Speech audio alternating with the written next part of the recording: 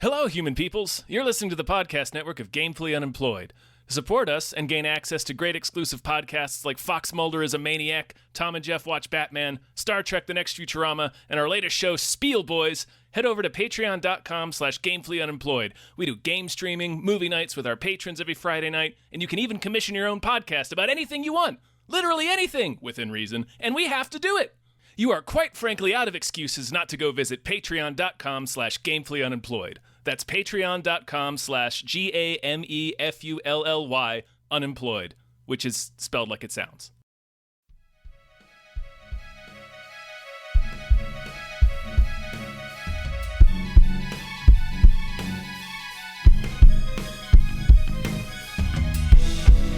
Hypecast mit Tom Reimann und David Bell.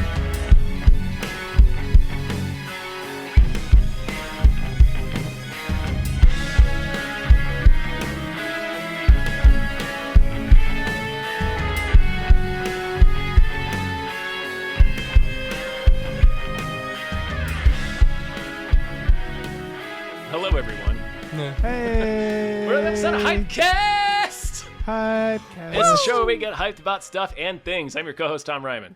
I'm your other co-host, David Bell. And I'm your guest this week. I'm Abe Epperson. Hey! How's it going? Hey, yeah, thanks for having me. Noises! Thanks for being on. Yeah. Abe, I'm going to be honest with you. Yeah. I'm definitely going to call upon you in the future to guest co-host. Because this is, at least for a while, Tom's last Hypecast. It is. It is he's indeed. going to jail. I'm going to prison. Yeah. He's going to prison. They for finally 9 years. got me. And it's just going to take a little while for them Yeah. to install a podcast system in the prison cell. So, Yeah. yeah. I take it as an honor because it means I'm the You best should. podcaster. Of all Exactly. your friends, Yep. you have shown me now that Mhm. I am the winner. Yeah, you win. No, you're right, That's too, because winners. I'm glad you connected with that idea without me having to say anything, because, of course, the person who replaces me has to be the best podcaster. Yes. Right. And I'm glad you said it. See, we both got what we want. But we're all... Dave, what do you It's a want? win-win. It's a We're win-win. handing shit out left and right now. Oh, yeah. No, I just want this moment. That's all I want. Well, you're getting And I it, got baby. Living Oh, it. man. Selfless Dave. Selfless Yeah. Dave.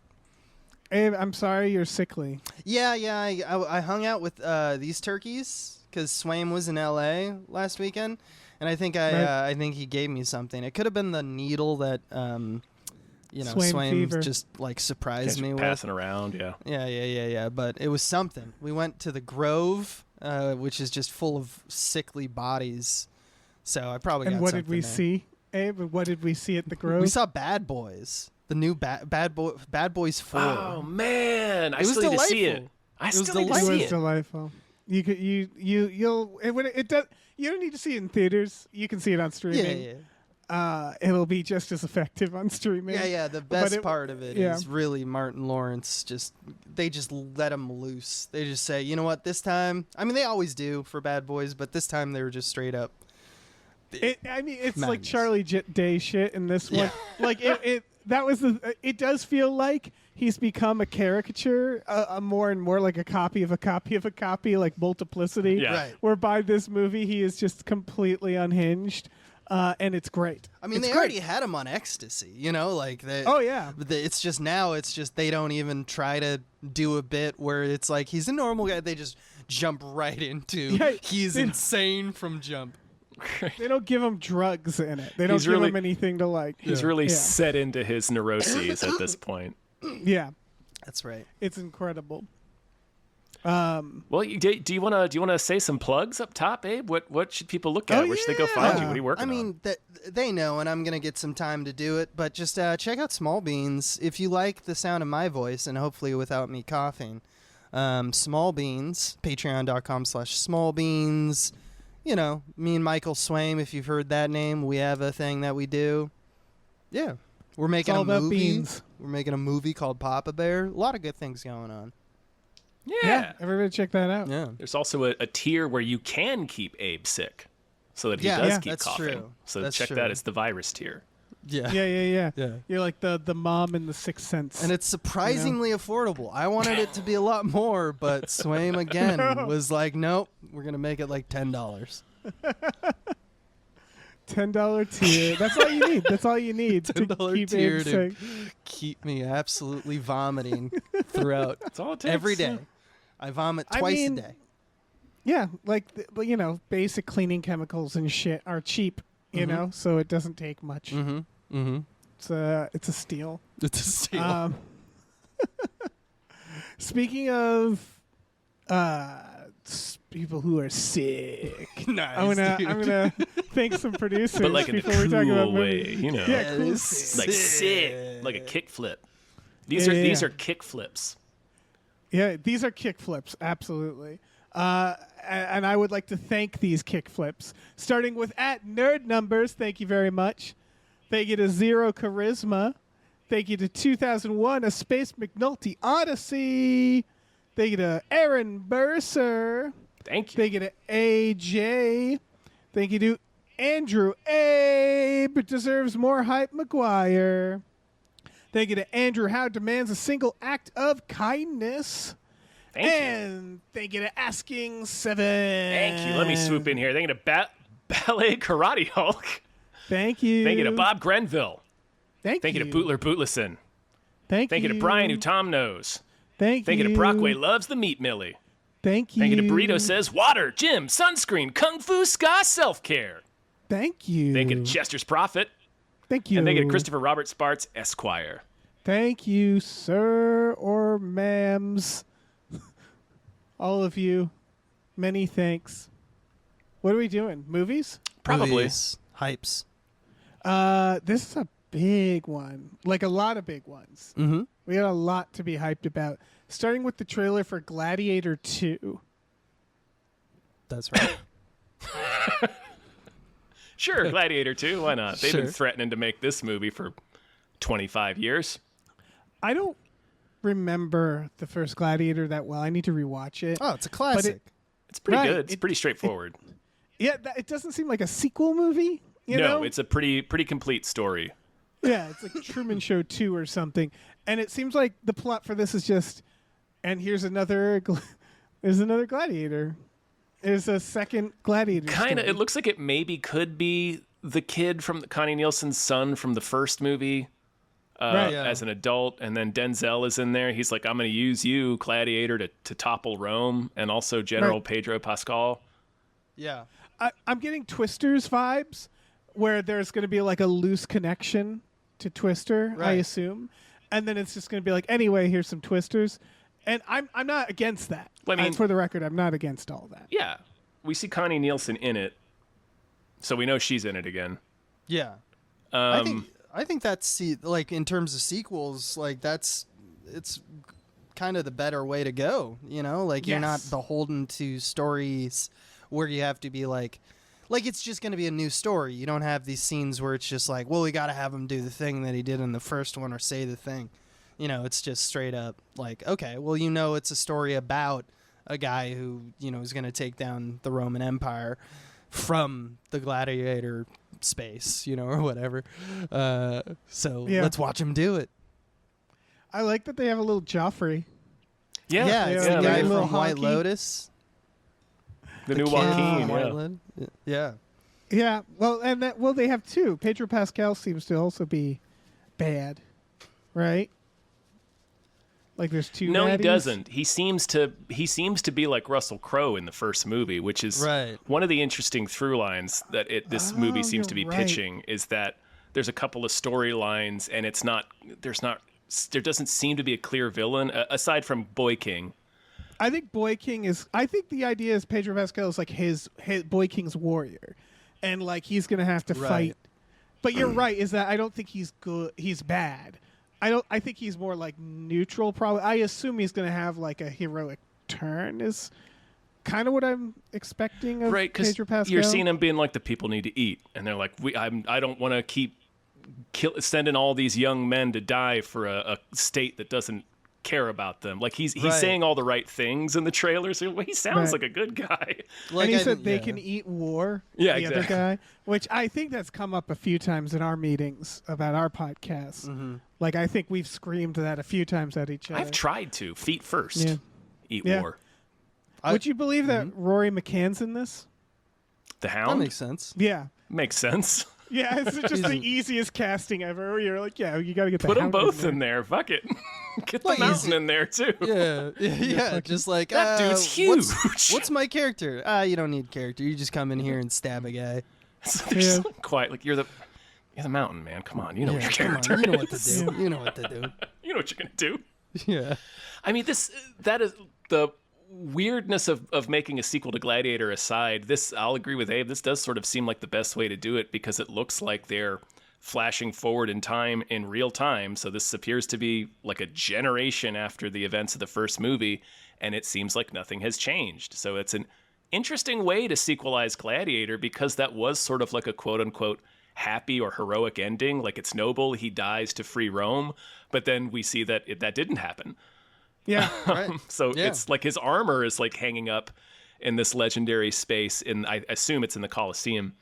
But other than that, it's like that people saw that and it inspired some people, but like the revolution never really took place. Although it lives on in the new boy. I also love War Rhino.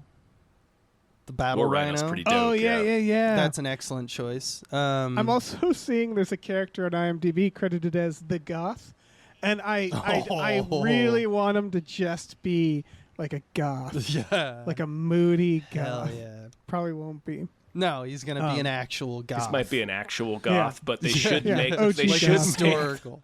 they should make a historic goth. Yep. Yeah. He's all goth, dressed goth. like the Crow. Yeah. No. I'm also seeing that Matt Lucas is in this, and if you don't know that name, he's one of the hosts of British Bake Off.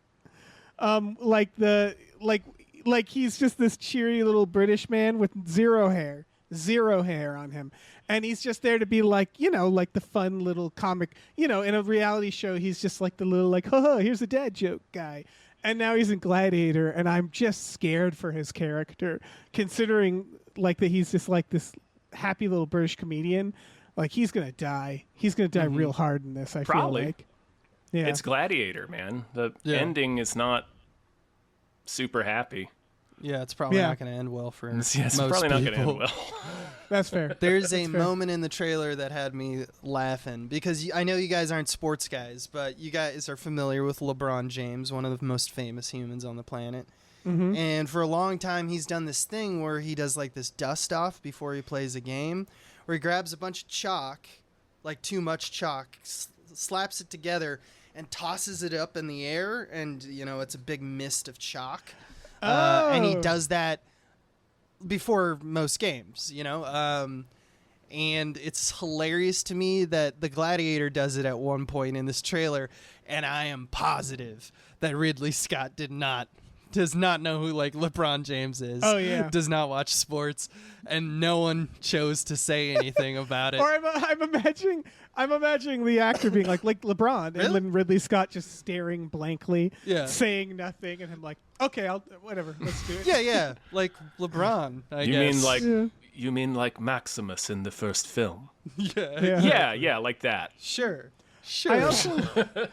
I also, we haven't even talked about the fact that Denzel's in this. We mentioned just him up hanging top, out. but yeah. Just Oh, okay. smiling, laughing. He's drinking really wine. just being Denzel. Right, like he feels like the reveal is going to be that like he's in his mind or something. Like he's Tyler Durden, because he Like- doesn't seem generally that concerned about the where he is, and he just seems to be in some chill ass position. He like consults gladiators Well, and just hangs out. It looks like he's some sort of head of state or ruler or something, and he's using the main gladiator dude to take Rome down from within. But there is one scene in this trailer that it is all but him slow clapping and being like, ha ha, over the gladiator. Yeah. Like, Like I want them to call him Denzel, and I want him to have a smartphone and just be tapping on it every now and He's got an then. Apple Watch.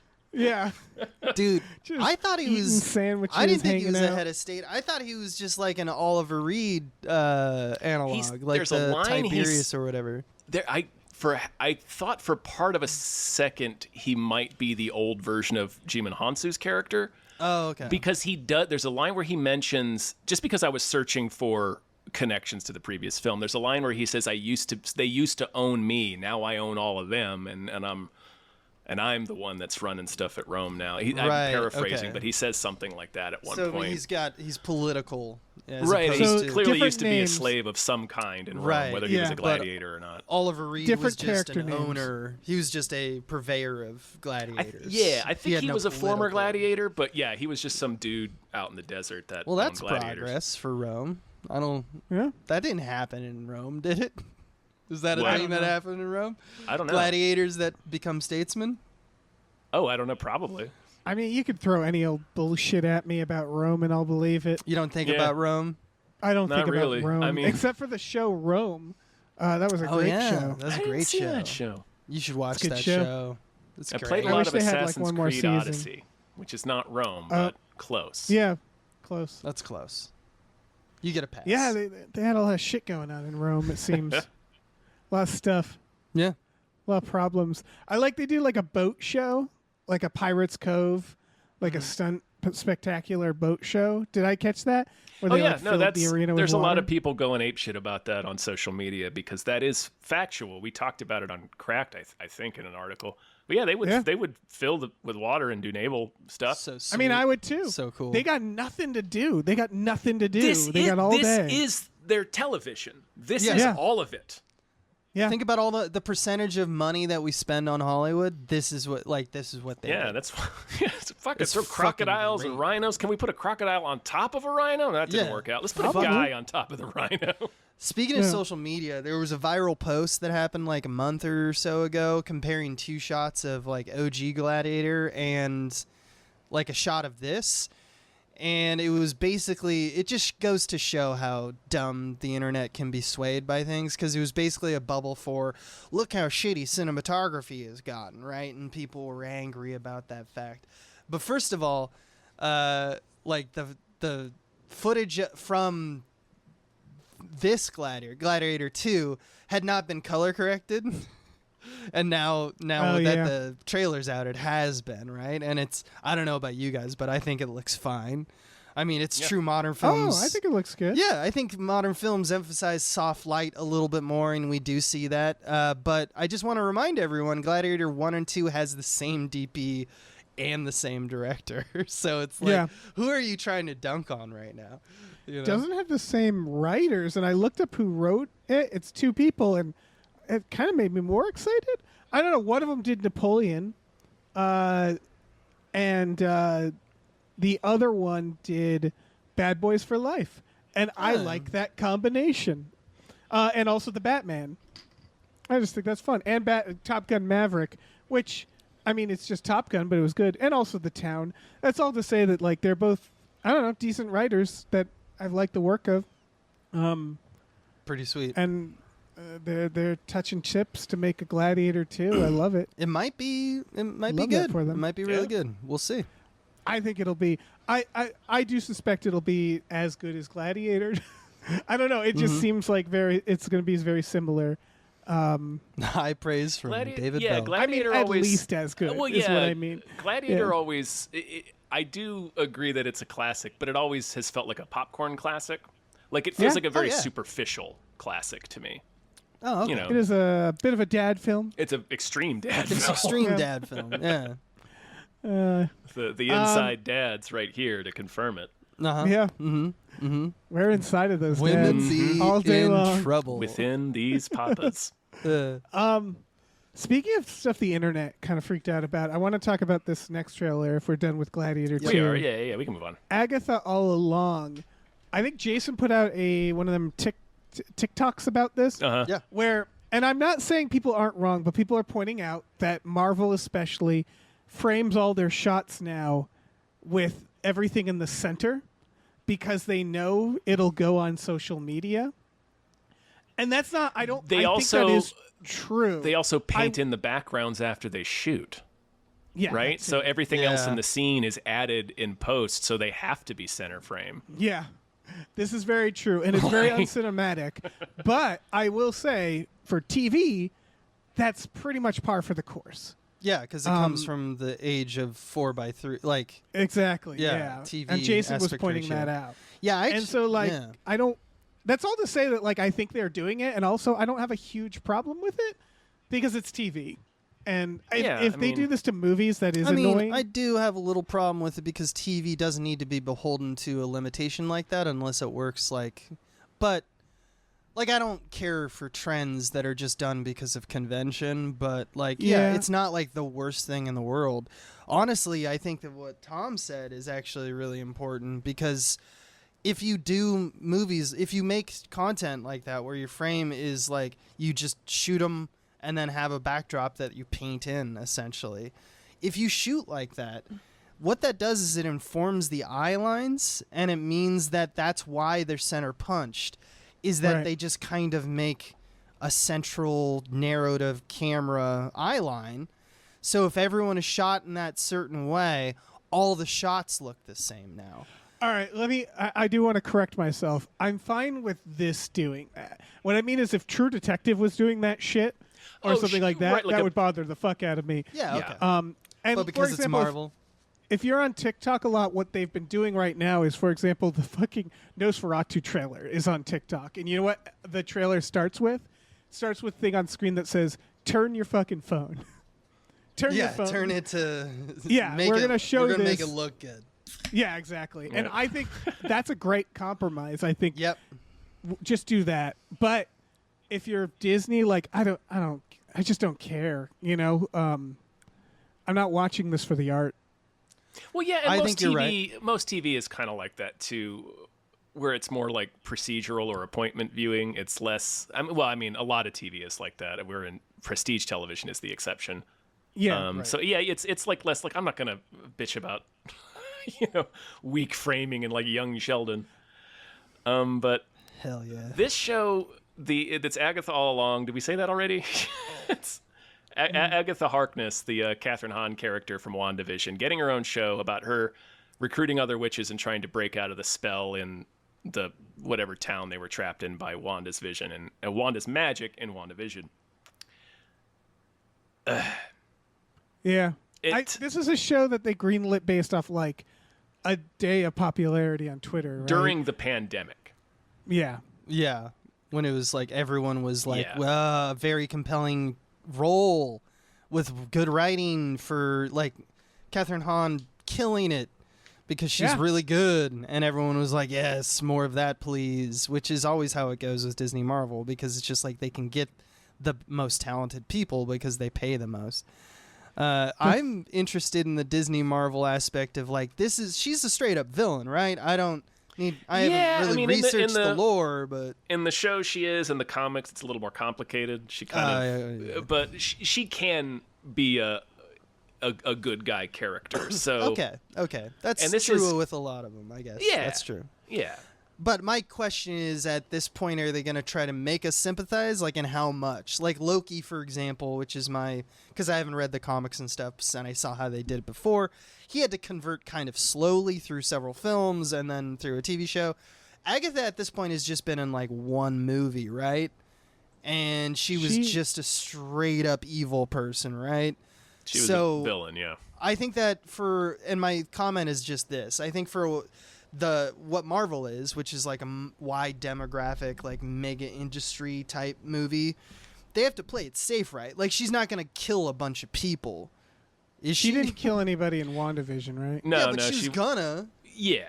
And I thought she killed some witches. I thought she took all their powers and like made them mummies. Oh, or maybe. Oh yeah, she might have Alright. done that. Yeah, it's So been a while I guess since what I I watched mean, it. something. Right. what I mean is Marvel doesn't give a fuck about murder.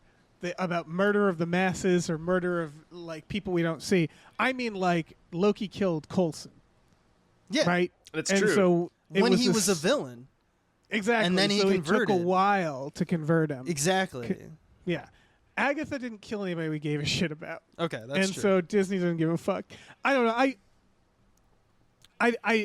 I'm just done with the story stuff, and I'm looking at these shows as kind of standalone. And that has kind of made me feel a lot better, honestly, because standalone, I'm like, this is cool in general that Marvel's like doing these weird offshoots and these weird niche ideas. I do want to say something to that when you're through. When you were finished. Sorry, Dave. I'm just worried. For me, my worry is just that there's so many supernatural shows that look like this on TV. And then there's so many Marvel shows that all look the same on TV, and they've all blurred together for me. That is I'm completely sure for fair. young people. Yeah, I'm sure for young people, people are a little more into it. And I'm not even saying this is for me. I'm just saying, like, I bet this is going to be really good, and it might kind of. There's just so many fucking shows. I don't know.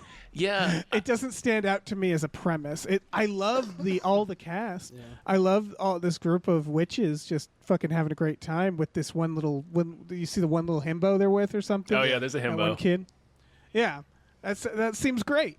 Yeah. And so I'm kind of rooting for it, to be honest. But that's what I wanted to say. Is it looks like it's drawing from like some of the Midnight Suns stuff and like the more horror side of Marvel, which we haven't really seen too much of apart from the Doctor Strange movie and Werewolf by Night. And there's some kind of cool, like, stuff in there that gets kind of weird, and all the occult stuff and the witchcraft and shit like that, the supernatural stuff in Marvel, like Ghost Rider. Like that stuff gets really, really weird and fun because it's so weird. So I was excited for them to do more of the weird stuff, but yeah, like you're saying, it does just kind of look like they were like, we want a Wednesday. So it does look very samey, and they don't give us much of, like, the trailer itself wasn't very grabby apart from Catherine Hahn herself, which is probably enough for most people. I don't know, it was just, yeah, I'm tentatively hyped for some more Marvel supernatural stuff. Yeah, for me, this is a solid airplane watch. Like, it's, what is it going to be? 6 episodes tops. They don't make most and likely. So it's like, I very often have to fly 6 hours, and it's like, okay, this is an airplane watch for me, and a very fun one at that. So, but that's the thing. Going back to the TikTok thing, to me, that's like, that is TV. Sometimes it doesn't have to be prestige television. No, not everything needs to be that. It can, like I was saying about Gladiator, there's plenty of room for popcorn stuff. Yeah. I just don't like it when it, is bad. When it sucks. Or insults my intelligence. Well, actually, I would argue that it's worse when it's really good, because then the tastemakers identify the wrong aspects of what make it Always. good. And then they go like, well, we got to do the center punch thing. Why? Because XYZ did it, and they were a great success. I mean, that's what Disney Marvel has been for so long, right? Like, they were the tastemakers that we're starting to see the kingdom crumbles a little bit, but, A little bit, yeah. Yeah. It's, well, not I a little agree bit. with the both last of you. year was... Yeah, it was brutal. Yeah. Yeah, but I think I'm with you guys in that this doesn't need to be their, Lawrence of Arabia for TV. Although I do want to see that. I do want to see Marvel's Lawrence of Arabia. Yeah, let's go. I want it to be shot like that, like ultra widescreen, so it's impossible to put on TikTok. Yeah, it's impossible. That would be great. Yeah. I want to do a TikTok of like, now I just want to do a TikTok of Lawrence of Arabia. I'm like, hold on, and it's just shots of sand. Extreme pan and scanning like through it. Was like it Panavision, find- right? It's like that ultra, Yeah, it's Whatever just the- insane 70 whatever the millimeter. ratio is. Yeah, It's too wide. It's too wide. it's fantastic. Didn't Tarantino shoot the Hateful Eight in that? I thought he did 70 would have. millimeter, but I don't know. It's been a long Anyway. time. In any case, it's very wide. It's too wide. Should we talk about F1? We should talk about F1. F1. This is simultaneously one of the best trailers and one of the worst. One of the worst, I yeah. think. Yeah. At the same time, this could have been the Alien trailer all over again. All they needed to do was put from the director of Top Gun Maverick at the beginning. Because I then we don't would know know why they exactly didn't. what we're watching. Oh, we're watching real motherfuckers drive real cars, really going like 300 miles an hour with cameras inside capturing real footage of it. Yeah. Like it would have been fine if it just said like that long shot of Brad Pitt driving. It's just like he's doing this.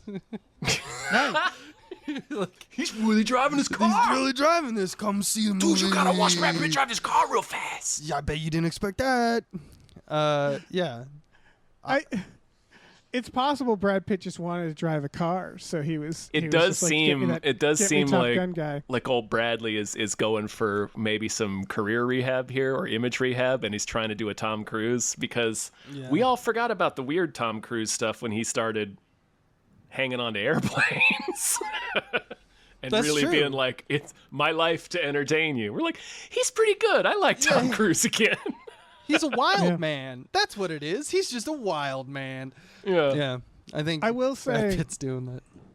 this is my least favorite version of Bradley Pitt, which is he just plays Guy. He's kind of Yeah. plays Brad Pitt, Guy. yeah. Yeah. He's definitely a character actor. He's the most fun when he's doing a weird really fucking is. choice. Yeah, when he's a leading man, he's always very flat, it seems like. Not flat, but He's an alien because I Like, don't there's- think he's not like a real human yeah. because I think he's been in like a I mean if I had to guess it's because he's in like the handsome bubble. He's been a handsome Yeah. multimillionaire for 38 years. That He does just- something to your brain. He just it broke his brain and now so it's like it's always good to see his weird takes on stuff even from like the 12 Monkeys days. When he's a normal guy it's like why are you doing that? What does that mean? It's just really dull. Like there's not a lot of depth to his characters when he's a leading man. It's just very like stoic, pretty much is what he usually plays. That's With right. maybe a little bit of like self-deprecating humor, like he is in Moneyball, but like that's basically leading Brad Pitt is that character. Right, like a real, and it makes bummers of movies. Like what is it, Ad Astra? Is that Oh the man, one? there was that other the- stuff going on in Ad Astra that Yeah, carried that movie for me. yeah. But like, not him though. No, not Brad. Not him. Brad Astronaut was not doing a lot in that Brad movie. Astronaut. Yeah. The other thing about this movie is it's one of the most expensive movies. Period. $300 million This? movie. Yeah, F1? $300 million. Oh. Because he's going to do real car shit. Oh, of course, yeah. Yeah, it just kept Man. ballooning. It just kept getting bigger and bigger and bigger. Oh man, I don't. If it, It's a Honestly, I they've think- talked about it a lot. yeah, Top Gun would be cheaper because Top Gun, there's a point where you go, we can't do plane shit. We just can't. Right. With this, you're like, we could do the car shit. We could flip That's on these, land. We these could do that. Right, super it- expensive cars that are like novelty items. That are Yeah. basically paper mache. They fly apart if you Right. turn the I don't- wheel one fraction of a degree in the wrong direction. Like, yeah, it's so funny because there's an interview somewhere where it's the producer where it's like so very clear. I read it like a few months ago, where they're like, "What made it balloon so big?" Because it was supposed to be like $150 million, and it doubled that. Was it- Sorry, Abe. It'd be funny if he was like in the interview, like under his breath, like, "What the fuck are you doing, man? Lay the fuck off." Yeah, right. But the interviewer is like, "Was it are you the doing, man?" cars?" And the producer is like, "Yeah, it was the cars. What the fuck? What the fuck are you talking Yeah. about? Of course it was. Of course, the it was cars. the cars. It's an I can F1 see it. movie. I can see it happening too, where they're all like, "Well, it's just cars. It can't be that hard." It is extremely hard. The most expensive cars. It is actually way more expensive than the jets. Yeah. It's wild to me that they aren't. I guess the marketing of this, again, it's a very well cut It's a trailer. solid trailer. It's a Hollywood seems to be failing Joseph Kosinski. yeah. I don't know. He's such a really good, like action director. I guess is Yeah. how you describe him. I don't know what's Man. going on there. He They really should have knows how given to him choose Tron. a shot. Yeah. You know? They all like Tron, Top Gun, the stuff we've seen in this. It's just they're Oblivion. I haven't seen Oblivion, but I really need to. It's just there's Yeah. so many moments where it's like he's really good at keeping the action, the momentum of the action, but also not losing the sense of scale. Like I never like through all the Top Gun scenes, I'm still feeling like like you're still feeling the speed of it. I don't know. I'm just rambling now, but he's no, really good they at should be it. advertising him like a Tony Scott or a Michael Bay. It's fucked up that they aren't using him that way. Right. Because my journey with this trailer is I don't like racing movies. I just don't. I don't care for the sport. They're not going anywhere. They just end up back at the start. It doesn't make any sense. But like I don't care. I don't care. Watching this, I didn't care. The cars don't look cool to me. And then Brad Pitt he's just such a honky. And then but the trailer was well cut, and I was like, man, I wonder who made this. And I had to Google it. And then the moment I Googled it, I was like, oh fuck, I'm seeing this day one. This is Joseph great. Kosinski, yeah. Yeah, and it's like for someone like me who likes action, and there are more people like me who like action, who know action directors. That used to be a thing. Fucking tell me who's making it if it's someone like this. Like, if John Woo was making a film, don't bury that fact. That's you know? how those names became names. Exactly. And it's like, what the fuck are we doing here? You're like, that changes everything. Yeah, like exactly. Like this is probably it is simultaneously the greatest and worst trailer I've ever seen because it doesn't tell you the information you absolutely need to know to be excited about the movie. But once you know that information, it's like, I'm so stoked watching this trailer. And it's so minimal, it just gets you into like the mechanics and the motion of the race and the pit stops and all this. I don't know, it's just a really well put together trailer, but yet somehow still a completely fucking over the film. Man, Right. there's a few shots in this that made me go like, that really seemed like a good shot. I wonder if someone good made this. And yeah, it's just... Was it, Come you, on, you, had, guys. you had written it in there, so like I'm watching the trailer knowing that. So all the like the cockpit shots and shit, I'm like, ooh, he's really driving. Right. You it can really tell. feels to me like the studios have sort of lost a lot of... It's such a little thing, but it's just like... Hey, have you guys forgotten like why movies are good? I don't know. It's so weird to me. It's been so IP and brand focused, and I mean we've contributed to that conversation too, talking about how there's no movie stars are kind of like a thing of the past, and it's people come out to see brands and franchises more than they do individual actors or writers or filmmakers. But like that's just because that's the landscape that all the studios have created. Exactly. They can change that. Well, For it's the not in record, their best interest, too, is the thing. Well, I this mean, is they think it's not, or... Right. It'll make them more money. This is also from the writer of Top Gun Maverick. So Well, all you need to fucking do... All you need to do is say from the creators of Top Gun Maverick. That's a pretty You good don't even have to script, say too. names. Like, it was, Yeah, it was pretty good. efficient for what it was. Why, just say, hey, this movie was made by the people who made Top Gun Maverick. You know that film that did really well? That, like, everybody liked? Yeah. It's like they hate money. Yeah. It's just like, what are we doing? I don't know. It's weird. It got a fucking Best Picture nom. Wow. Yeah. Just say it. It's a Top Gun. It is the Top Gun. Like, what the hell is going on?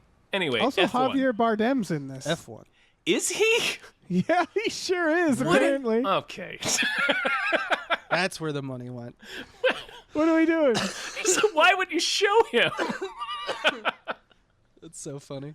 I really do get this That would feeling have like, ratcheted up my interest, like dramatically. Like I was just watching Brad Pitt, and then Javier Bardem comes in a fucking race car. I'd be like, oh, we got a movie now. I really feel like Joseph Kosinski fucked an executive's wife, or like, or he's just a monster or something. Because I don't want to put that on him, but like, it really feels like the studios just hate him and they can't not use him because he makes good movies, but they don't want to like. I don't know. Again, taking him off Tron, it was like, what the fuck are you guys doing? I guess man. Tron didn't do great. No, it But- didn't. And I mean, the new one doesn't.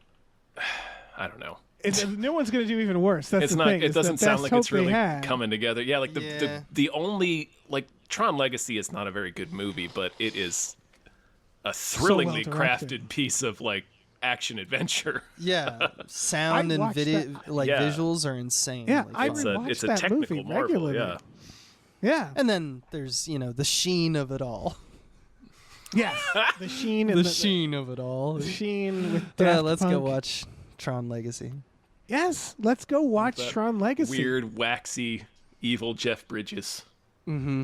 Who was the main character? He was. Oh man, Speaking of honkies, I don't even remember. Was it I that don't even dude remember. from? Was it like Keir Dullea or somebody like that?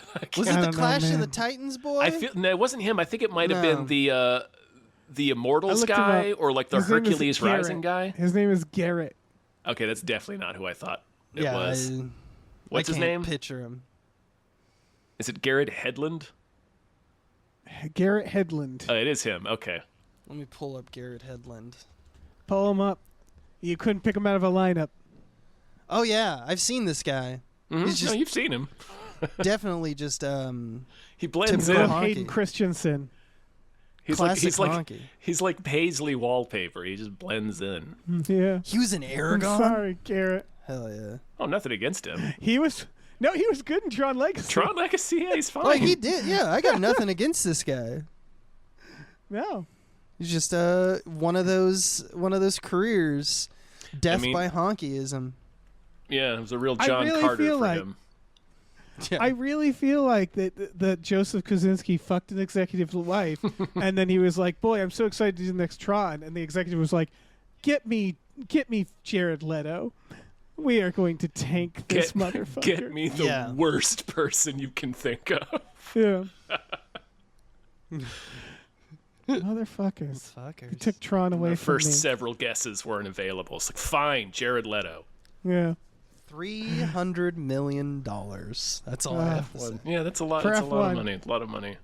Yeah, He's it's the most. I that is my headcanon now, though, that he's just this rapacious wife fucker, and the only reason he's still in Hollywood is because Tom Cruise likes him. I Yeah. want that for him. Yeah, Just a Tom Cruise just- marauding motherfucker.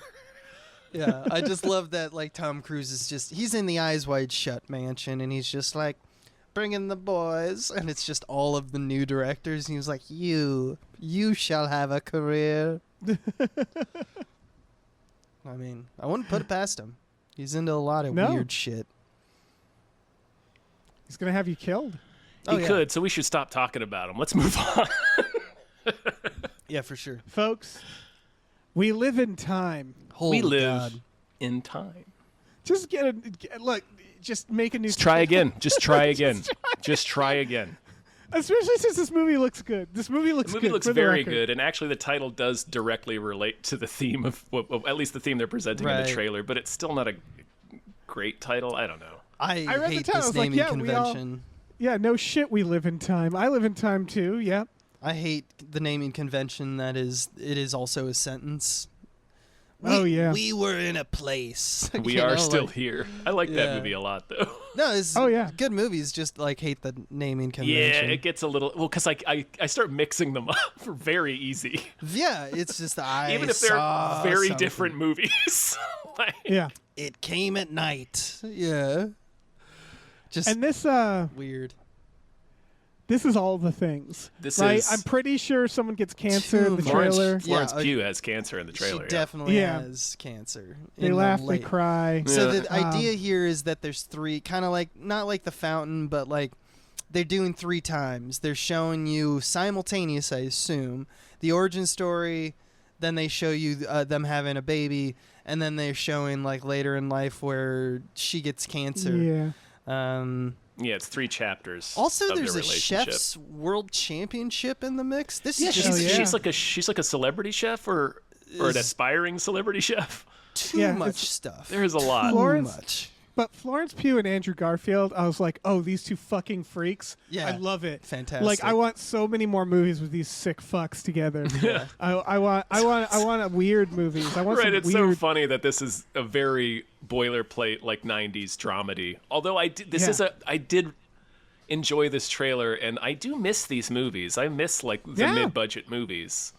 Oh yeah. This looks good, and I think they're perfect. Yeah, they're they're- so charismatic. Their performances are very good in the trailer. But take them and put them in a fucking Cronenberg film for Oh, hell me, yeah, yeah. please. Yeah.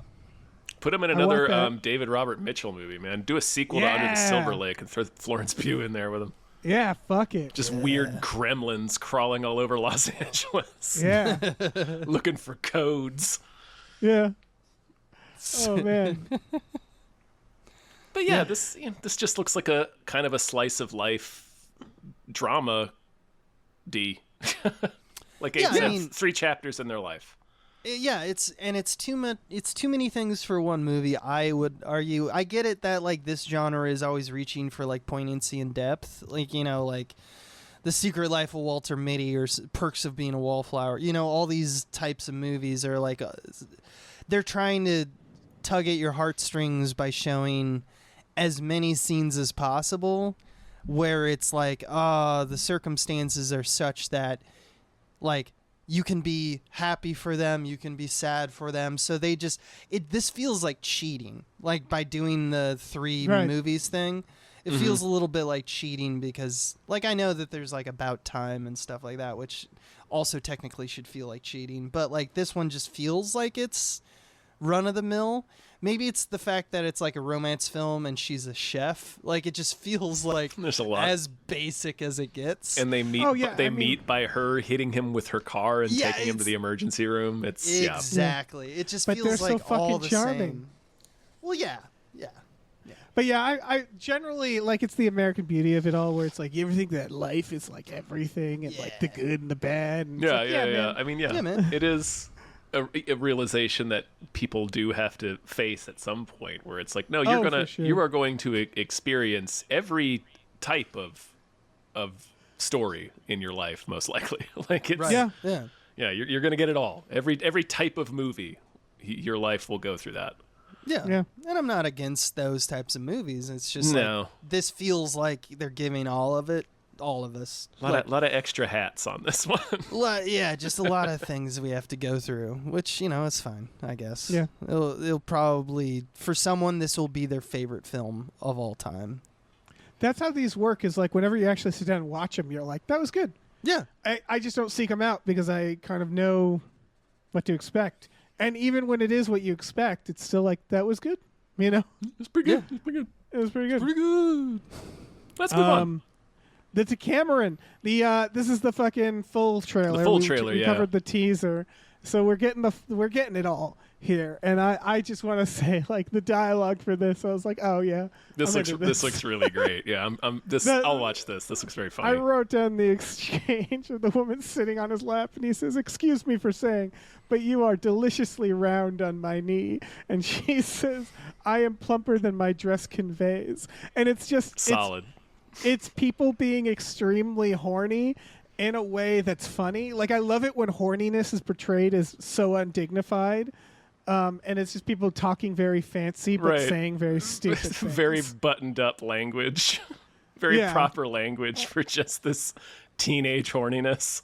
Yeah, and that slays me. I get it. It's good. It's funny to me. It's wild that we have developed this anachronistic characters in fancy old times genre, like The Great or The Favorite, the Emma Stone one. Yeah, it's our new thing. Where we're like, let's take dignified old timey people, put them in powdered wigs, and have them say dumb shit. Yeah, take the piss out of stuffy historical figures because they're so serious and like you said. I think we like making fun of rich people right now, and it's easier to make fun of old timey rich people. Without getting in as much trouble. It's abstracted enough that modern day rich people, because they're all dumb. Modern day rich people are like, this isn't about us. We can laugh at it. Yeah, exactly. Right. But it's in case you missed the episode where we covered the teaser, this is about a bunch of people during the Black Plague retreating to a countryside manor to wait it out, basically. And it just becomes a weird orgy, depraved. Yeah, fuckfest, basically, yeah. And Tony Hale is there. He sure is. I like that Tony Hale is like Fancy Boy. Like, that's now what he plays, right? Is like mother. Like, he's got that vibe. He's always played that. Mother. Yeah. That was his OG, dude. Yeah, exactly. I mean, we're getting that vibe again here. He's perfect. He's so good in Veep. So good in Arrested Development. Yeah.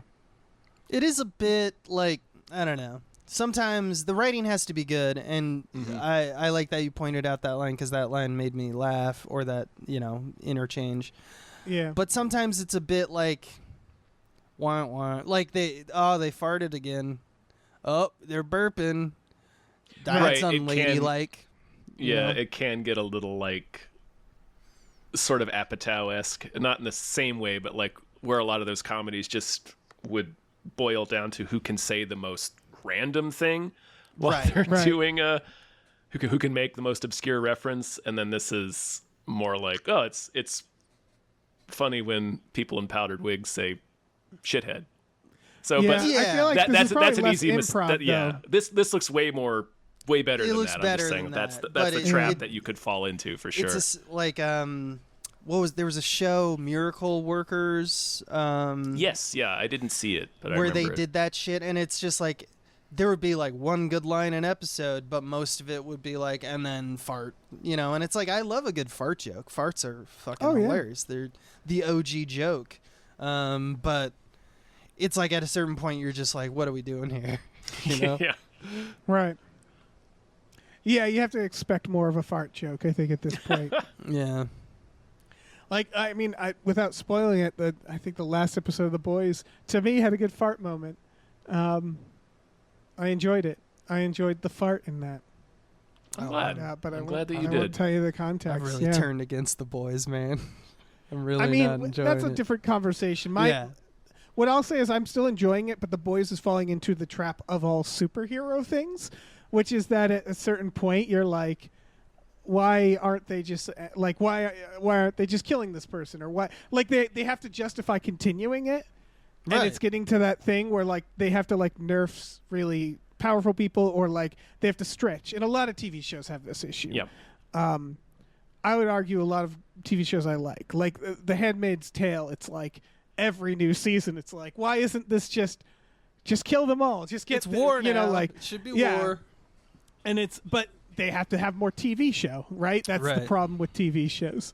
They can't kill And everybody. so like the first few seasons, it's always like, oh, this is so good, and then they're like, now we're gonna tap dance for a while because everybody likes our show, Yeah. and we don't want to stop making our show. What I don't like about it is that it's insanely crass. And I know that that's what it always has been, but it almost feels like they're just like, that's the stuff you want, right? And I was like, well, that was Yeah. an effect of, like, I liked when you were taking the piss out of superheroes. Yeah, making it real but, and like, dignified.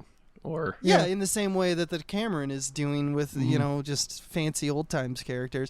But now Right. it's just like, did you think that that's why I was signing up? Did you think that I just want like a reel of disgusting bloody stuff? Because Right. I don't, like, that's interesting as an effect, but it's not going to drive an episode, man. Yeah, I do think there's a better use of exploration of more of a psychological stuff. that Yeah. we should Totally. dive into more. yeah, because I think they've handled the physical. It's gotten to the point where I don't even react to it anymore. When Right. like, there's Yeah. grotesque violence or something over the top, crass. I'm just like, yeah, okay. I'm Yeah, way- where it's way like, more what if interested. superheroes cause very violent things to happen? I'm like, yeah, you explored that. We've yeah. handled that. Yeah. Yeah. Yeah. But the Decameron, I'm down. I'm into this. Yeah. I'll give it a check. I'll check it. Yeah. I'll check it. Give it a check. Give it a check. The next one is called The Last Front. This is a movie, a flick, Mm-hmm. if you will, A flicker show. a talkie. Yeah. It's with Where's pre-Nazis it? with dumb hats. Yeah, with it's World War an- One. I Nazis. love it because it's like it's war, but it's personal, and I just thought that was funny. But it's like tragic. It's gonna be bad, right? It's gonna be real sad. I thought it it's a was- grieving father getting like fucking revenge or leading villagers, and like Yeah. I just feel like there's gonna be some like tragic stuff, right? Well, yeah. I mean, it's clear that they kill his family. Yeah. Like that's pretty clear to me Families because will they're die, there and then they're not. Yeah. It feels like World War One, The This is it. Patriot, Kinda, yeah. Very much so. and I'm into it. You know. Oh, I'm not into this. It's got I'm into it. Ser Jorah in it. Yeah. Yeah, he It's does. weird it took him this long to put Ser Jorah in a movie like this. Oh yeah. This Well, is- he's got villain face. He does. I'm- He also has like grizzled dude way in the past face Yes, he who has just past has to face. kill his way through a bunch of people. Which is He why has this movie's medieval perfect. face. He does have medieval face. He's got the medieval voice too, where he just sounds Yeah. like he's reading from a scroll. Yeah, a dusty ass scroll. Mm-hmm. Which is funny because if you did take him back to medieval times, they would think of him as a god. He'd be the most beautiful man Right. to exist during that time. Yeah, you'd be king in a second. So yeah, There's there's a show that he's on called The Rig, and I'm looking at a screenshot of it. That's that British show, right? I guess, but the screenshot is him wearing a hard hat, and I'm like, I don't believe that. Yeah, switch. I don't believe that he would wear a hard hat. and a Swap vest. swap that for a steel helmet, man. yeah, Yeah, some lobstered gauntlets. Yeah. yeah. Yeah, he looks like if like Bill and Ted fucking dressed up King Arthur. to Right, yeah, blend he's in. definitely one of the people that Bill and Ted grabbed for their report. It's funny Yeah. because The Rig has like 8 Game of Thrones actors in it. And I think I saw a comment at one point. It was like, "Where's the fucking crossbows? Like, what the fuck?" And it's about I think it's an oil rig or Oil something rig, like that. I would assume. Be funny as hell if it was oil rig with crossbows. Medieval oil rig. Hell yeah! There you go. Makes you think. Makes you How'd ponder. they build it? Let's move on. I really unless have you- nothing to say other than yeah. this looks fun. I mean, there's a lot to. We don't know a lot about it because it's just like a, series of quick cuts. But it looks like it's like one of those revenge films, like the John Wicks or whatever. It looks like a little. Yeah, it's just like It looks like a little more like a sweatier version of Defiance, that Daniel Craig movie, and Liev Schreiber, where they're like a small resistance living in the forest trying to fight off the Nazis. This feels like a more like grimier version of that, and I'm into it. Yeah, I'm into it. Yeah. Yeah, I'm also into this next one, yes. this Hell next yeah! one. This I'm was into this. awesome. Yeah, The Wasp. Not to be confused with like Ant-Man. This is Naomi Harris has an abusive boyfriend and goes to Natalie Dormer like, "You're a real fucking psycho. right. Will you You kill him. will you kill him for me?" And it's like, yeah, let's get 90s thriller up in here, baby. She goes. I love the offer. She goes to her because they've been friends their whole life, or at least they've known each other, and Childhood she's friends, just yeah. She goes to her because she remembers her killing like a dog or something that needed to be put out of its misery.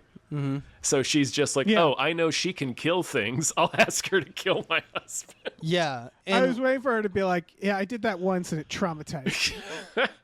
And what Natalie Dormer's doing is badass. I'm also just a huge fan of just random character details that are just like, okay, for no reason, just, serendipitously, she's pregnant in this movie. So it's like a pregnant killer. That's awesome. That is so awesome to me. Like Natalie Dormer doing her accent, doing her like mannerisms, and she's this pregnant woman who's gonna presumably kill a man is great. And Naomi Harris so good. looks like it's probably gonna be a pretty cool performance of her. So yeah, hell yeah. And she's mentioning the tarantula wasp because it like infiltrates, right? Mm-hmm. and So you get It the lays its needlessly eggs in punishing. She will also eggs do and something then like that. eats them alive. Yeah. Yeah. Yeah, but it's also that the pain, it causes pain unnecessarily. It's not like it's like that's another effect that they're describing, right? It's not there is a survival aspect and there is a, It's nature also is just hardcore. cruel. Yeah. It's just like sometimes it's cruel as fuck and we don't know why that would benefit anyone. And I feel like that's what's going to go down and that's what the movie's going to be about, Yeah. the killing of the wasp. It's going to be intense. I'm glad this is just a movie, too.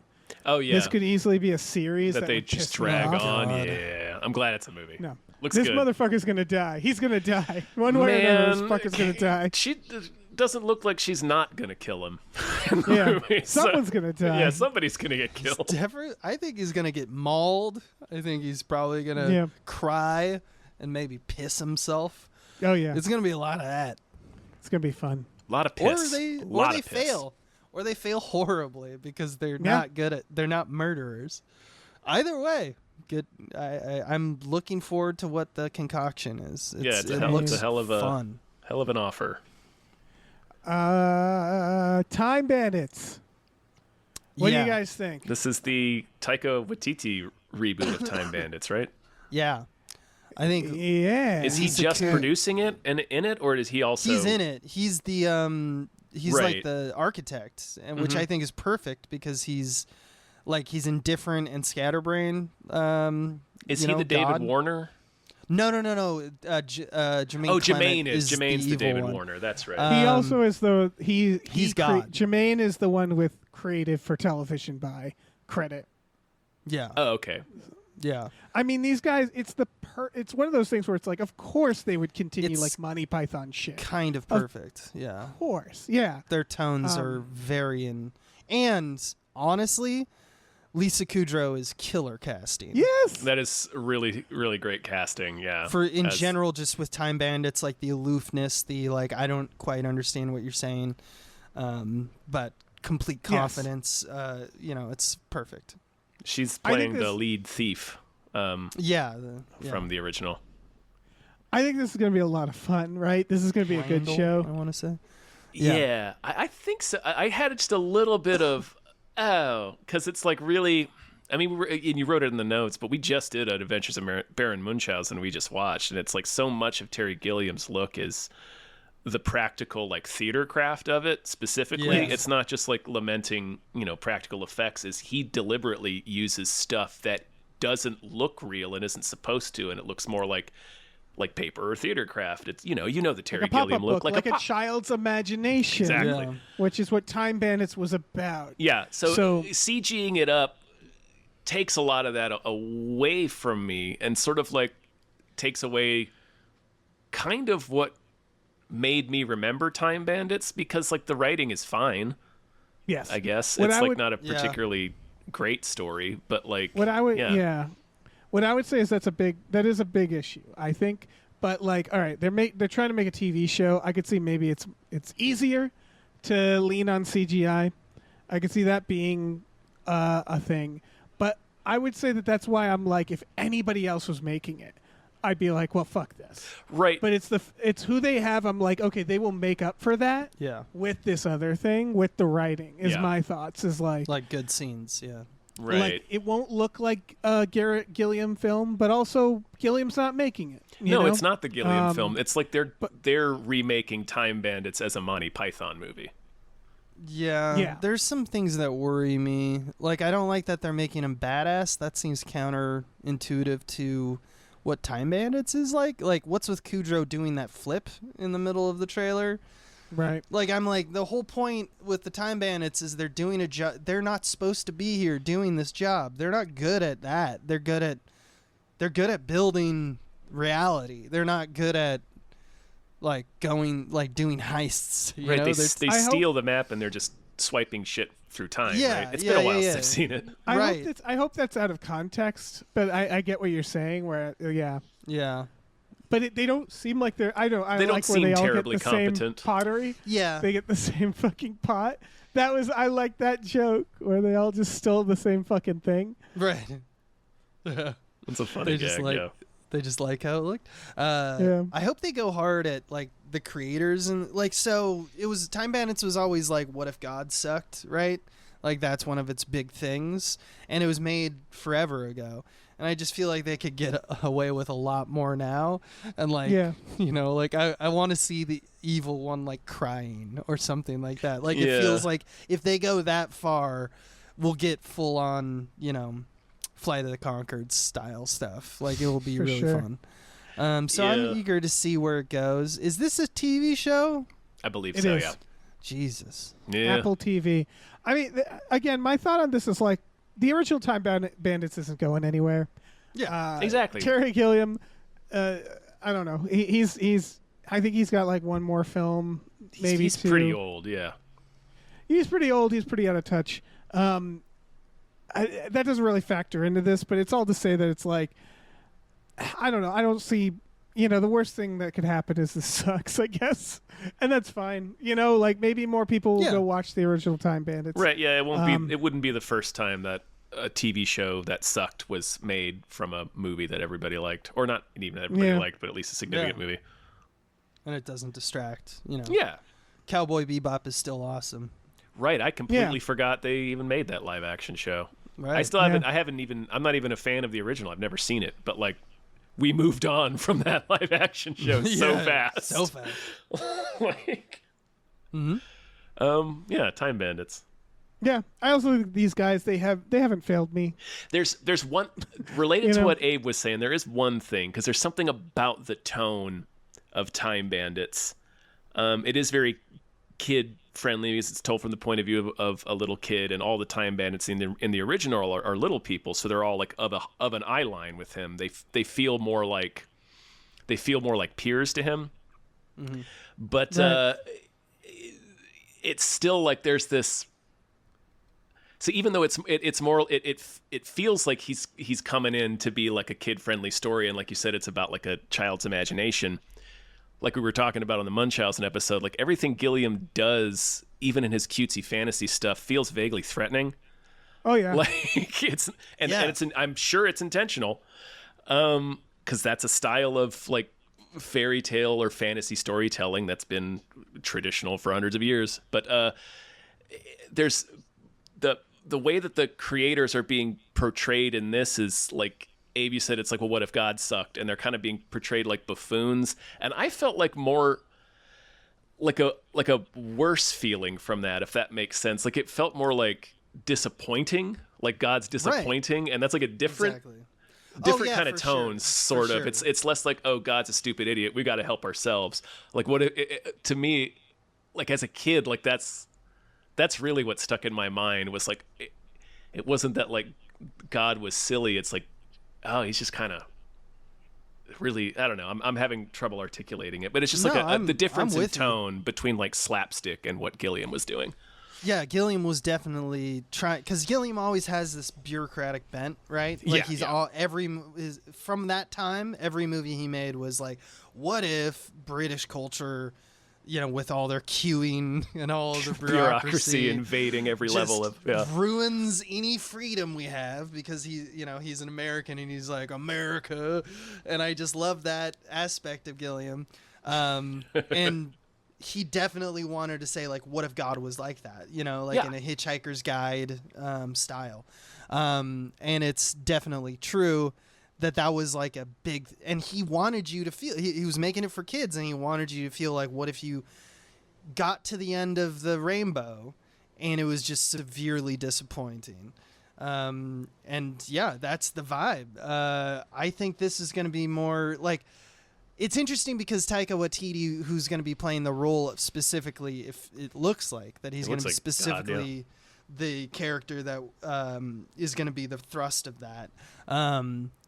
He's never really done that kind of tone before. He's always been so non sequitur and so like off the rails that it almost feels like, because he's an alien, that it's gonna err on the side of like jokes, like non sequiturs. But I think that if they understand Time Bandits, they'll probably go in the direction that I think we're both talking about here, which I think is better in general, just for a kid's story, you know? Yeah, totally. There's elements of it in Jojo Rabbit. Yeah, you're right. But but anyway. Yeah, Time Bandits. Time Bandits, check it out. Yeah, check it out. Check it. Should we name some more producers, Dave? Yeah, fuck it. Let's do it. Hey now, big thank you to Dan Hackroyd. Thank you very much. Thank you to David Knife Boot Benson. Thank you to Deborah's awesome. Barbara's great and cancer can go to hell. Thank you. Thank you to Dracula, the bus driving vampire. Toot. Thank you to Driftless, Lord of the Wasteland wants you to just walk away. Thank you to Ed Nog. Thank you. Thank you to Exploding Rooms. Thank you so much. Thank you to Funky J. Mostly comes out at night. Mostly. Thank you to Harrison Ford's Cloven Grumble Pussy. Why? Thank you to Heathcliff's Helping Handfuls. Thank you. Thank you to Highlander likes the way Tom says pretty sweet. Thank you so much. Pretty sweet. So do I. Let me jump in here. Thank you to Ombre. Thank you to ImpossibleWorlds.net, a magazine, and there's a podcast. Thank you. Thank you to Jay, Anya Taylor-Joy's Baron Blackthumb. Thank you. Thank you to Chris Shanovich. Thank you. Thank you to Lieutenant Frank Drebin, Police Squad. Thank you. Thanks to Look Mime on a podcast. Thank you. Thank you to Mackenzie Fuck Shuffling with Willem Dafoe's confusingly large dick, Chill. Thank you. Thank you to Mercurial Oz. Thank you to Mike the Helldiver. Thank you. And thank you to Mongolian Throat Skanking. Thank you. Oh my goodness, they're remaking A Fistful of Dollars. Again. A remake. It's That's weird. right. Hey, Yeah. nothing new under the sun, man. It is Yeah. interesting. I wrote it in the notes, but it is interesting to me that we keep remaking the same two Kurosawa films. It's Right. it's Yojimbo and it's Seven Samurai. Sometimes Rashomon. Rashomon's in there, but it's more of like the effect of Rashomon. More like the tool of the gimmick or not whatever. really doing the actual Rashomon. But yeah, it's funny that those are the two. We do. It's just those Yeah. two. We keep making them. Yeah, I mean they're great. They're great ideas. Kurosawa's a genius. So good. I just rewatched Dreams. Oh my god, get out of I've town. not seen Dreams. Dreams I have is not seen it. insane. Love Should it. I watch A Fistful of Dollars? Have You you never seen seen The Good, the Bad, and the Ugly, Dave? I think so. Then yes. Okay. Did you like Good, Bad, and the Ugly? I'm not a huge Western guy. I like them when I see them. Yeah, it's but like, I don't seek them out. Like Good, Bad, and the Ugly is like more epic, and I know why it's like the more remembered of the trilogy. But Fistful of Dollars is just this nice little small humble movie about a guy coming into a town, playing two assholes off each other. And Yeah. Do you remember that movie Last Man Standing with Bruce Willis, Dave? yeah. No. Oh, well, that's Really? a remake of Fistful of Dollars. Oh, Yeah. okay. It's There's just a that lot he of- comes to town, he plays two gangs against each other, and he walks away with a fistful of dollars. Yeah, that's the basic idea here. And it's pretty lean too. I think it's like under 2 hours. It's the shortest of the trilogy. Yeah, it's pretty lean. It's also you have to watch it with like the idea of like, oh my god, this really jump started. Like it's iconic, right? Right. Clint Eastwood was kind of like a musical actor, like a comedy actor at this point. Like he didn't really find his footing. And then he did this and everyone was like, holy shit. Right. Old Blue Eyes needs to be in everything just like this, and it like Yeah, made he's his got it career like grizzled. made his Dirty Harry career and all that stuff, and it's because he fucking kills it as the stoic man with no name. It's wild because the remake is wild because this movie is so iconic. Like every comedy show has done like a parody of like the final scene. In Fistful, like other films in other genres have done homages to it. Like it's so, even if people haven't seen Fistful of Dollars, like the tropes are so ingrained. They Because they're reference so it in classic. Back to the Future 3, right? Yeah, When he does the plate. It's like remaking Citizen Kane. Like it's weird to me a little bit. I don't know. It's just a weird choice for a Westerns, remake. we seem to not give a fuck about that. They did the Magnificent Seven. They did. I don't know. They don't give a fuck about westerns. I feel like. Yeah, and Yeah. again, Magnificent Seven is just Seven Samurai. Yeah, they didn't even change the number, dude. I think that's why, because it's all remakes anyway. So Yeah. they're like, it doesn't belong to you. That's why. Yeah, who cares? The Like, but it's Ridiculous ours. Six It's like, is not the yours. better movie. Oh yeah. Remember that? I'm trying to think of westerns I've seen. Trying to 310 to Yuma. We talked about 310 to Yuma. Yeah. That's a good movie. Unforgiven, Dave? Yeah. The Proposition. Shane. Nope. Shane? Yeah, you seen Yep, Shane? You guys seen? I've seen HUD. You guys see HUD? I have not Yeah, seen I've HUD. I love I westerns. don't know if that. I guess that's not technically a western. It just is a rancher. It's just what if Paul Newman was an asshole? That's the entire. Oh, there's a premise of few HUD. movies. You seen Quick Yeah, and but the that Dead, one right? really is. Oh, yeah, of course. You love Quick and the Dead. That almost doesn't feel like a western to me. I know it is. but Get out of like, here. I'm like, come on. No, like I like a good western, You I mean, haven't if seen you enough like westerns. the way but that also like I don't know. if you like the way that Sam Raimi directs Quick and the Dead, then you definitely need to watch A Fistful of Dollars. Yeah, it's so over Alright. the top. It's So not over the kinetic top. in that I'll check way, it but out. it is over the top. Yeah, Like I it's said, just I like, just oh don't my seek god. them out. But when they're thrown in front of me, I watch them and I gobble them up and I See, go. yeah, this is westerns to good." me are like Star Trek. Like I'll just put it on just because. I just love the world. I just love the dusty ass bullshit. So I don't Right. know. I love westerns. Watched a lot of westerns. You guys remember when Red Dead 2 came out, when we would like do multiplayer games where we just sit playing poker for like 3-4 hours? I put like Oh, that was. I put maybe 2,000 hours into that game. Like I lived in that game for a pandemic. It was insane. What I do like about this movie though, which is because it's like a smaller production company, which does pepper this. It's not like a Hollywood studio coming and saying like, we're going to remake the best remakes and Fistful of Dollars is top of the list. It's not like that kind of. This is just a smaller production company that is specifically an American production company that has kind of befriended an Italian production company. So it feels very much like, hey, it would be cool. What should we do? Well, remember when spaghetti westerns happened? And a little, piece of history is this is how that happened. Italians coming over to America, and that's why spaghetti westerns are a thing.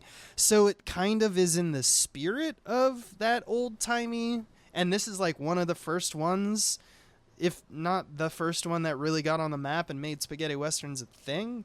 So I just think that that's an interesting footnote, that it's like this scrappy production companies that are, trying to do an homage to a thing that is kind of like what their past is, or like the dealings between American and Italian cinema and New Wave.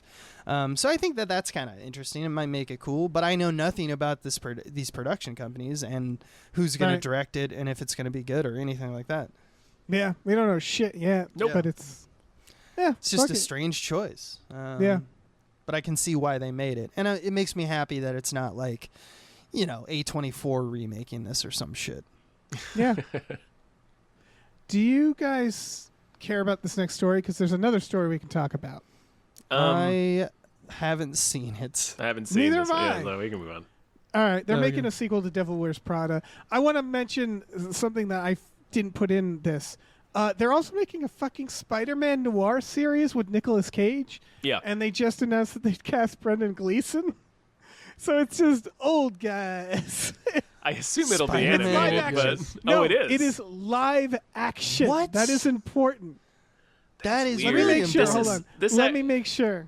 That actually kind I of remember. bums me out a little, a little bit, yeah. just because Spider-Man Noir the comic is dark and Yep. gritty and intense and really really cool. Live action. Live action. I mean, is he? So I The Nicolas Cage version of Spider-Man Noir and Enter the Spider-Verse is nothing like the comic at all. okay. Okay. Because it looks like the comic. So what they're saying, they put the official log line is an aging and down on his luck private investigator in 1930s New York who is forced to grapple with his past life as the city's one and only superhero. So he's washed up. He is not. Because I Oh, thought okay. it would have been so funny to me to have like Cage lumbering around doing noir narration, and then he puts on the mask and it cuts to like CGI Spider-Man Yeah. flipping around. I think that would be the funniest fucking thing. But it sounds like they are doing the idea that he's like old and can't really Spider-Man. There's That going to would be be sweet. definitely a scene where he's going to be like trying to scale a wall and get all wheezy and Yep. can't do it. Or when he tries to flick it out. He tries to flick it out and he Doesn't. can't. He like Yeah. it poofs And they out. make a ED joke. He's like limp. Yeah. Oh man, it's You I can't flick it out. I like Can't Nick flick it out. Cage. I like the Nick Cage Spider-Man Noir. It's just the Yeah, he was funny. He was a funny bit. it's just speaking in old timey slang, but like the noir series that they did for all the Marvel characters, they did miniseries for a couple of them, like Punisher and Moon Knight, I think, and Deadpool, a couple others. Holy shit, I forgot about Moon Knight. I didn't see that show either, but like it was treating them like pulp detective comics and books from like the 20s. Sounds like that's what this Like is. the Raymond Chandler shit. Right, so it was like really dark. Like Dr. Octopus was a fucked up like Tuskegee experiment type dude who was abducting black people specifically to operate on them. Oh, like wow. that's the kind Okay. that's the speed of the comic. I mean, it that's different. sounds like So it they're could- going to go that direction. It could be. I was just always commenting on the way he's presented in Spider-Verse is so totally different from that comic that Right. I There's assumed it was no- going to be that character in this. It feels like what they were gonna do. This is coming from Amazon, which is also weird. Whoa. It feels like what happened was we got the meme, right, where everybody was like, "Oh, it's so cool, Nicolas Cage." Yeah. And then they were like, that meme drove them into this, and then it feels like right now that it's possible that they will trick Amazon into making the thing you're saying. him as an old man reflecting on some of these stories like a young Indiana Jones type shit. I would be into that actually. I could 'cause- see it being good. I'm looking up. Yeah, I'm Amazon looking up. throws me for a loop just because they're another, they're a Disney, yeah. But didn't they did Fallout, which was excellent. Yeah, I really enjoyed Fallout. This is being produced by Lord and Miller. Sure. Sure. Okay. It looks like. Hold on. One of the. The Kings of the Four Quadrant. Like, I'll tell you how Uncle Ben dies in Noir. Mm-hmm. The Vulture is a circus geek. You guys know a The guy Vulture is Michael Keaton, right? Yes. A geek is like the enigma from that episode of the X-Files. It's a guy who eats Yeah. things. Yeah. He eats whatever. Yeah, so he eats Uncle Ben. Oh. Just whole? Just swallows him? He eats him to death. But Not he, whole, that's, but he that's eats the him death? to... Like, it's not yeah. like he shoots him and then he No. puts him in a fridge. He mauls him to He death. just bites and bites and bites Yes. until he's dead. Fantastic. Amazing. Like, Uncle Ben. that's Spider-Man Noir. Uncle Ben forever dying in media. One of the funniest fucking characters of all fiction is Uncle Ben. Yeah, poor Guy never doomed can son catch of a a bitch. break. The guy So Just picturing, One of the just picture series- Adam Scott getting I eaten by a want- vulture with filed down cannibal teeth. I want a movie where it's like Uncle Ben is introduced in the movie and he's just like, I'm not fucking dying. I swear, I'm not. It's not happening this Not time. gonna happen. Like, and he just buys a gun and he just shoots everyone who comes near him. It just becomes a movie about him going insane. That's what Spider-Verse 3 needs to be. Is the ultimate one is Uncle Ben. He's going to destroy all reality so he stops fucking dying. Yeah, he Yeah. just can't take it Yeah, I'm anymore. going to kill He's had everybody it. else because I'm tired of getting It's shot. up to you.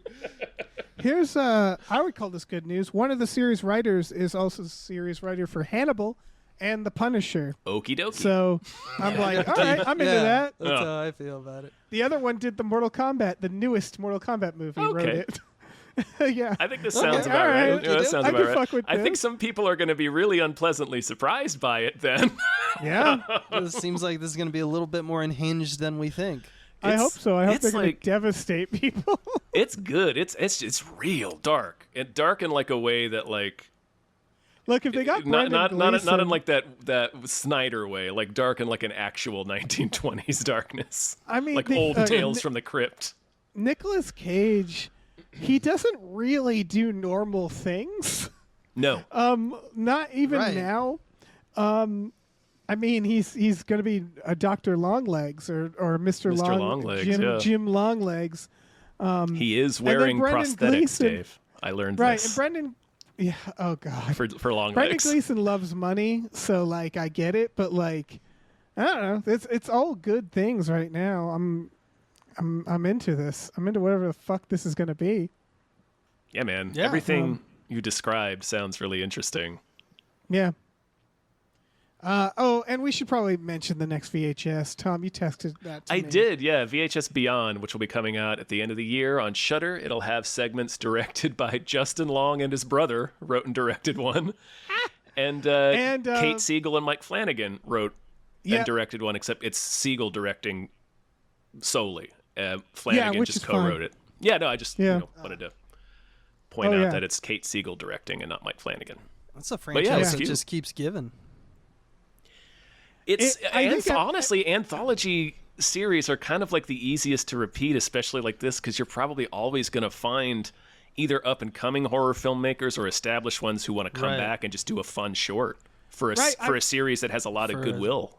Yeah. I'm yeah. imagining like the parties, like Hollywood party, and there's just the VHS producer at the party, and they're like, don't go near him unless you want to make a fucking horror short. Yeah, and like every conversation, he's just like, hey, what's up? Hey, Mike Flanagan, you want to make a VHS? He's gonna poach I'll you. get you. I'll get you next year. I'll get you Like next 8 year. minutes. What I don't know you what thinking happened. of- I'm directing an VHS segment. It's like the I movie woke up this 43 morning. guy.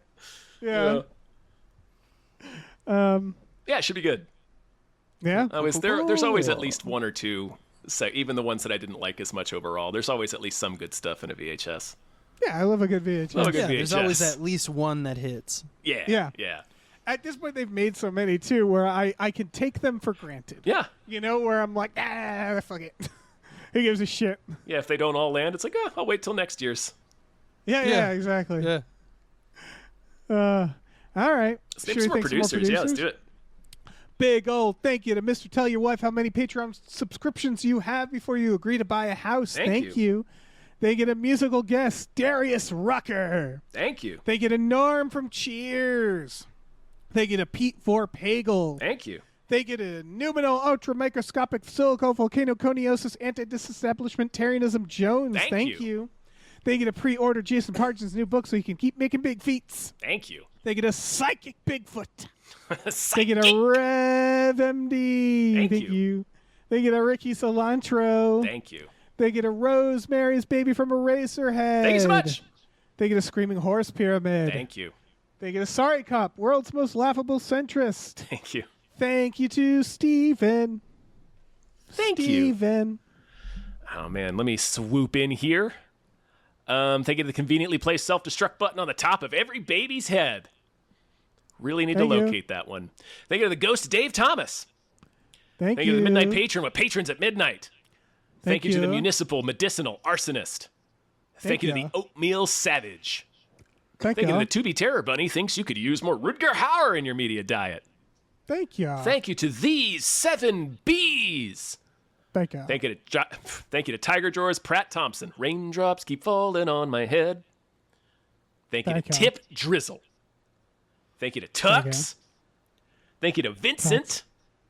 Thank you. Thank you to Why Don't You Take a Flying Fuck at the Moon? Thank you. Thank you to Yorgos from the island of Crete. Thanks. And thank you to your mom. Thank you. Yours. Thank you. Yeah. Hey, Dave. Oh, yeah. Dave, can Yeah. Oh, yeah. you, before your sugar completely drops or whatever's happening to you right now, do you have a movie that deserves more hype? You know I do. I really do. This one, it took me I was looking for one for like an hour, and I had some contenders, and I wasn't happy with anything, and then this one just slapped me in the back of the head. Came out of fucking nowhere. It's a little far off. This is coming out September of this year. Mm-hmm. I've been trying to make them closer to when these episodes come out so people don't forget them. But I feel like people aren't going to forget this movie.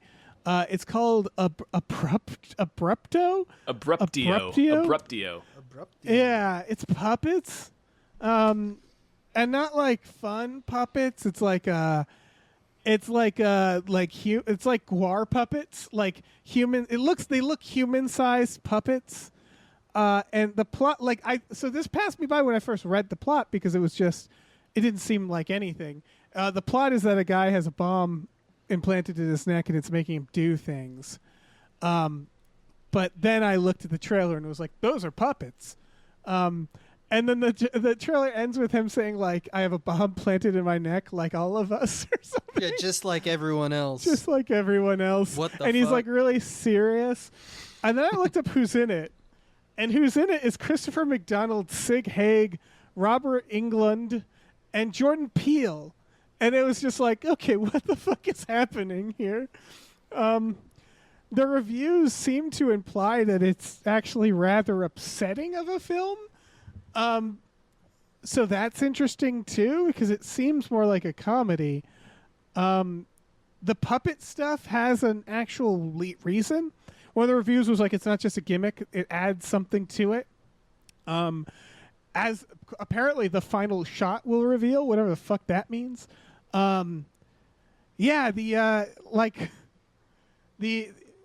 there's literally a person saying one sequence involving a home invasion is brutally chilling. The aggression in this particular scene is confronting, and it sets an uncomfortable tone for everything after. So it's apparently like, I don't know, probably pretty batshit, like a weird, upsetting Team America. Yeah, I don't know what the fuck this is. That's what I was gonna say. As soon as I saw the puppets, I was like, "This is kind of feels like a comedy," because I couldn't stop thinking of Team America.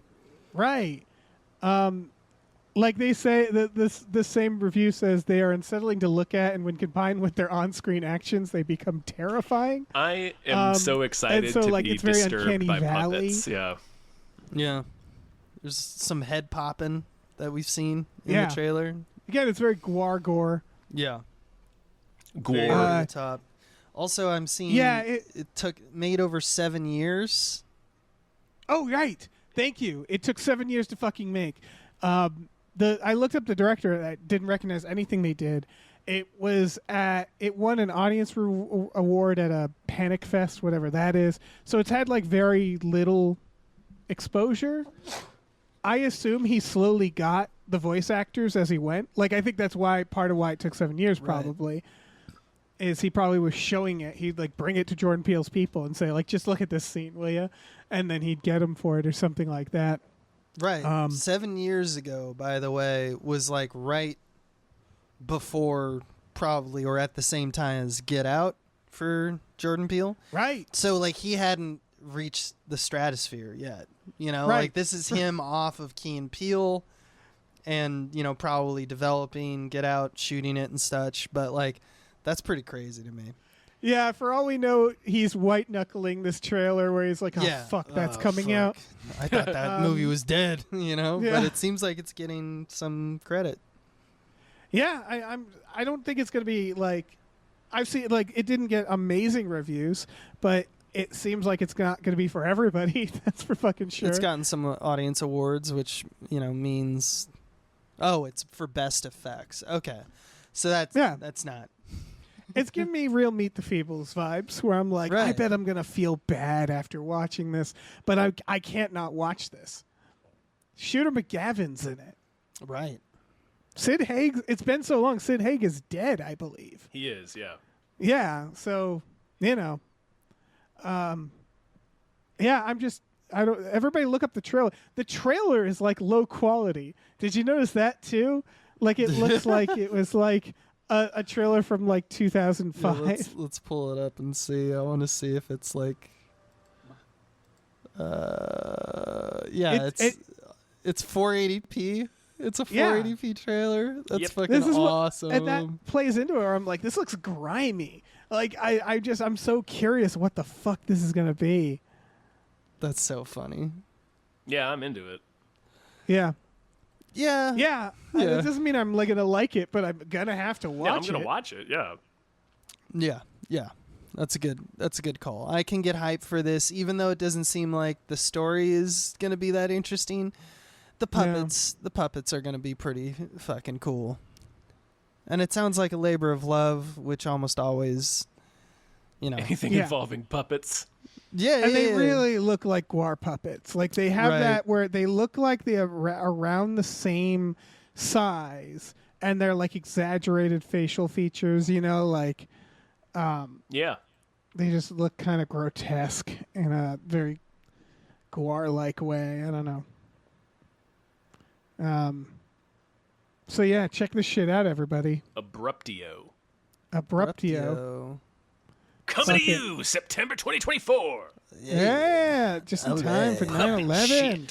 Hype. It's gonna be the 9/11 Puppet of puppet shit. shit. Oh yeah, it's gonna be. Speaking of 9/11ing puppet shit, I think that's Yeah. episode. I think you're right. We have done it. We've done it. Woo! That was Abe, fun. Indeed. Abe, was fun. thank you so much for being here, man. Dude, you know I love it. Yeah, you do. You know it's cool. Yes, this was great. You want to plug some stuff Yeah, we again? get your You wanna pluggies plug? again. Plug it in there? Patreon.com/smallbeans. That's where Small you check Beans? out my other stuff. And if you patronize their Patreon, you get a bunch of shows where we're like half in, half out with both the Thomas and the David. So like if you want more Thomas and David content, you gotta come over to Small Beans and what we're doing over there, including shows that you're already familiar with Gamefully Unemployed, including Spiel Boys and Star Trek's The Next Futurama. We also have an exclusive show that's me and Dave called Inside Dads. Gotta get in those. Where we talk about dads and dad movies. So, come on over. The water's nice. Splish splash. Splish splash, baby. Yeah, thanks for having me. Those dads. Of course, man. Anytime. Yeah. Dave, tell them words. Sure. We have a Patreon. Patreon.com/Gamefully Unemployed. GAMEFULLY Unemployed. Like Abe said, we do stuff with the Small Beans. We do Spiel Boys. We do not Fox Mulder. Well, we do Fox Mulder as a Maniac, but not with Small Beans. We do Star Trek The Next Futurama, where we're covering the next Star Trek. Well, God, I've lost track of the Star Treks. Me and Mike are about to record the next Futurama movie. I don't know when that's coming out. We also watch movies every Friday night with our patrons. Also, Tom and Jeff watch Batman. I'm doing it all out of order, folks. I don't know what you're doing. That's my new thing. Having a stroke, everybody. Let's all enjoy my stroke. Yeah! No, we're gonna watch movies tonight. The night this the day this comes out. This releases. Yeah. You lucky ducks. We also have a store. Head over to GameFullyUnemployed.com where you can find a link to our Teespring store. We have all kinds of cool original artwork and designs you can get on t-shirts, mugs, stickers, posters, all sorts of things. So slap your waspy little peepers onto that. Yeah. And look out for them long legs. Yeah. You see any long legs, you run the other way. Mm-hmm. Anybody with them long legs? Nick Cage is going to get you. Far too long. Yeah, way too long. God, I hope Those they're legs so are long. way too long. I really hope they're just the longest. Right, like he's they're crazily tall. long Like he's legs. Too long. stilts. They're like, whoa. Yeah. Settle down with the legs. He's like a stick bug as a person. Right. All right, we can be done. Okay, bye. Bye. Bye.